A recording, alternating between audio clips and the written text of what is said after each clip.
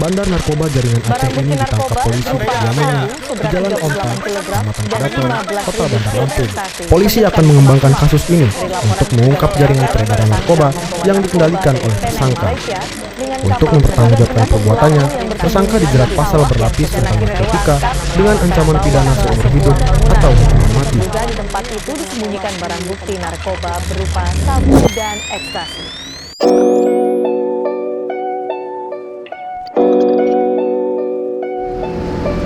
Halo sahabat Musa sekalian, ini saya sedang siap-siap mau berangkat ke satu tempat. Saya mau ketemu dulu dengan sahabat saya Abun Musanif dan nanti kita akan janjian di sana. Kita mau ke daerah Loknga, tepatnya di dekat PT Semen Andalas Indonesia. Sekarang udah berubah manajemen ya. Di sana nanti kita akan ketemu sama beliau dan menuju ke suatu tempat yang rencananya akan dibuat menjadi sebuah dayah yang akan menampung para mantan pengguna narkoba agar bisa kembali lagi ke masyarakat menjadi orang yang bisa bermanfaat insya Allah. Dan kalau saya tidak salah ada sebuah perusahaan juga yang akan mendukung dayah ini karena dukungan mereka dan kontribusi banyak orang termasuk dayah Darul Ihsan Abu Krongkale di mana Abu Nusani sebagai ketua yayasannya, dan mereka nanti akan berkontribusi dan juga bekerja sama untuk membangun sebuah dayah yang digunakan untuk para mantan pengguna narkoba.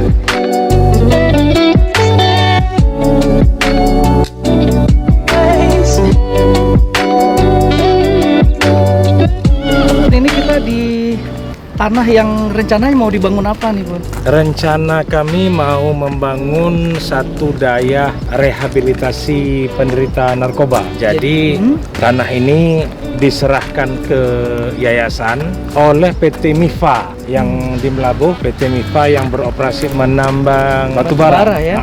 Ya. Mereka telah bertemu dengan kami, dengan tim kami bahwa ingin mewakafkan tanah ini untuk menjadikan ini dayah, tapi karena tanahnya tidak terlalu besar, cuman sekitar 1 hektar, maka kami menginisiasi menjadi dayah narkoba, dayah untuk rehabilitasi penderita narkoba itu. Jadi itu pun belum ada di Aceh. Jadi makanya ini yang pertama ya. Ini yang pertama. Ya mungkin untuk rehabilitasi nanti para narkoba itu kita ya bekerja sama dengan berbagai pihak, dengan BNN mungkin, dengan berbagai macam. Tapi hari ini kita mau lihat lokasinya dulu, mau lihat lokasi tanah yang dibilang 1 hektar itu. Jadi ya kan? areanya ya? Ini areanya dia.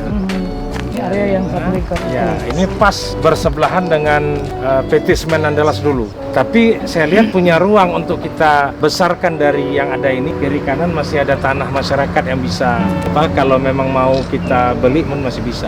Bisa ya.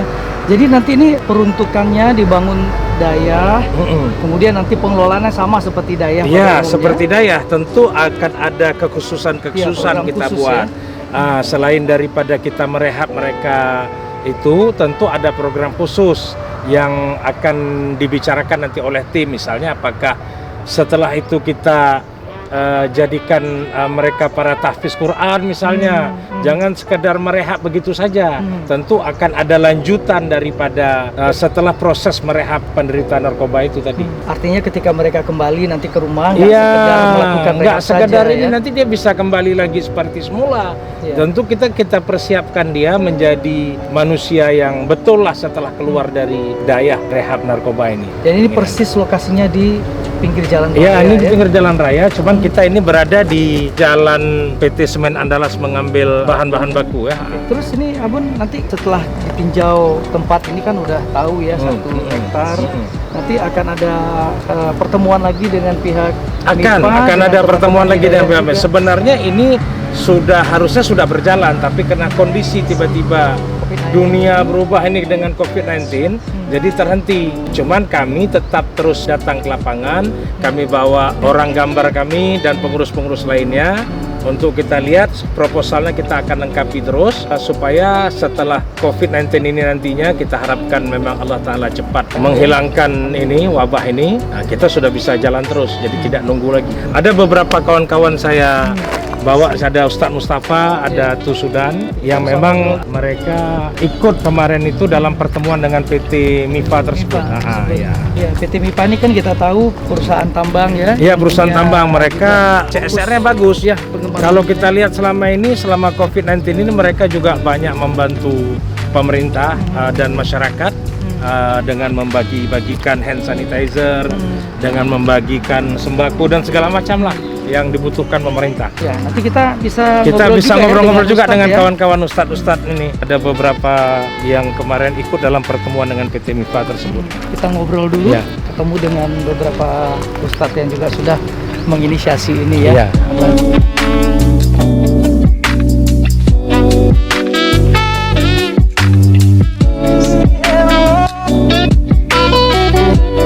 Sobat Musa, seperti yang disampaikan Abun tadi, jadi bukan hanya Abun saja sendiri nih yang berupaya menginisiasi ini, ada ustadz-ustadz dan tokoh-tokoh yang lain. Ada Ustadz Mustafa, ada Tusudan, itu sudah yang kami ikut dalam pertemuan kemarin dengan manajemen PT MIPA itu pada ya. saat membicarakan persoalan ini.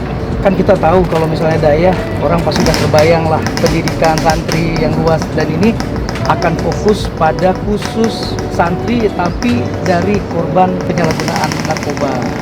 Bisa nggak diceritakan sedikit ke sahabat Musa nanti itu kira-kira konsepnya seperti apa?